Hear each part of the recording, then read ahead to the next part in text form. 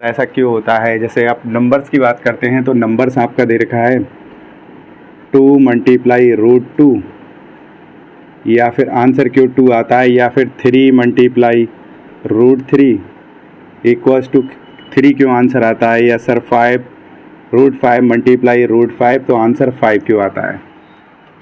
एक और क्वेश्चन था, सवाल ये था दूसरा कि x⁻⁴ अगर 0 है तो आंसर 1 क्यों होता है। देखिएगा जरा, पहले इसकी बात करते हैं, एक्सपोनेंट्स और फैक्टर की बात करते हैं। जब एक्सपोनेंट और फैक्टर की बात करते हैं तो हम ये मानते हैं कि √2 हमारी जो वैल्यू होती है वो 1/2, इसको ऐसे लिखते हैं, रूट हटाते हैं तो 1/2 लगाते हैं। अब आप देखिएगा एक्सपोनेंट्स में ऐसे कहा जाता है, ये आपने पढ़ रखा है, मैं बेसिकली आपको बता रहा हूँ। आपने देखा है कि 5√2 आप देखेंगे बेस सेम है तो आप इसको क्या लिख सकते हैं, मल्टीप्लाई में पावर्स ऐड हो जाती हैं तो 1+2/1+2। अब देखिएगा 5, आप देखेंगे कि एलसीएम 2 है तो आप देखेंगे 1+1 इक्वल्स टू आपका क्या हो जाएगा 5⁻²2/2। और जैसे आप इस वैल्यू काटते हैं तो आपका क्या बचता है 1। इसका मतलब है ये 5⁻1 और 5⁻ क्या होता है 5, जिसे हम कहते हैं आपकी कोई भी वैल्यू हो सकती है √5 और मल्टीप्लाई √5, ये क्या आता है 5 आया है। √2 मल्टीप्लाई √2 यही आएगा, √3 मल्टीप्लाई √3 ये आएगा।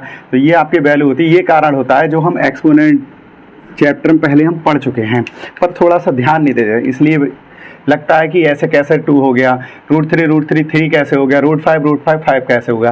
फिर से मैं एक्सप्लेन करता हूँ एक बार।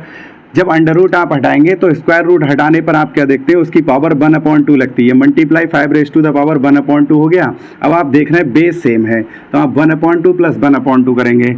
अब देख रहे हैं आप पावर में यहाँ पर फ्रैक्शन में आपका एलसीएम सेम है तो 1 + 1/2 और आप ये काट देंगे 1/1 5⁻1 आपका आंसर क्या आता है 5 आता है। तो आप कह सकते हैं √5 मल्टीप्लाई √5 इक्वल्स टू 5।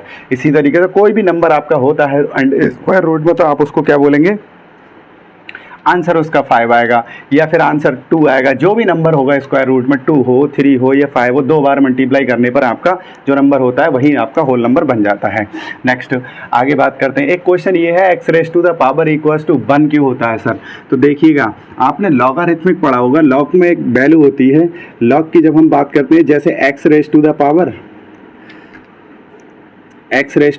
आपका m दे रखा है और x⁻⁴ आपका क्या दे रखा है n। और इसको हम कैसे लिख सकते हैं, इसको हम ऐसे लिख सकते हैं x⁻m-n, इस तरीके से ऐसे लिख सकते हैं।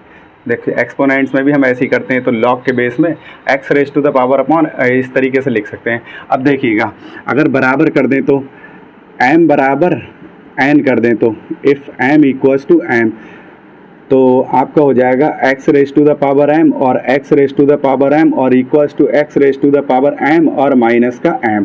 आप देखेंगे ये कट कर वैल्यू कितनी हो जाती है 1 और यहाँ पर आपका क्या हो जाएगा x⁻ आपका क्या ये आपका क्या हो जाएगा, यहाँ पर 1 हो जाएगा और इसको आप क्या लिखेंगे x⁻0। तो x⁻ आपका क्या हो जाता है 1।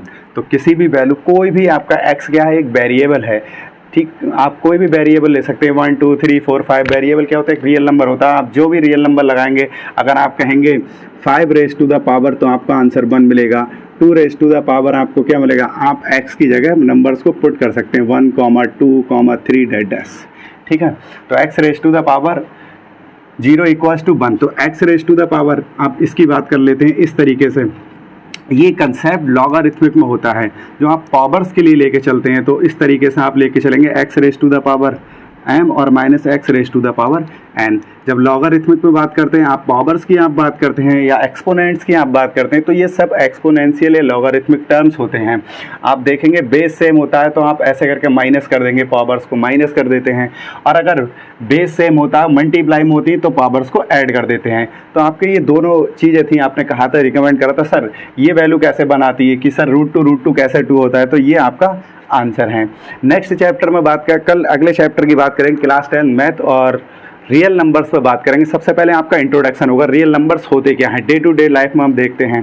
Thank you.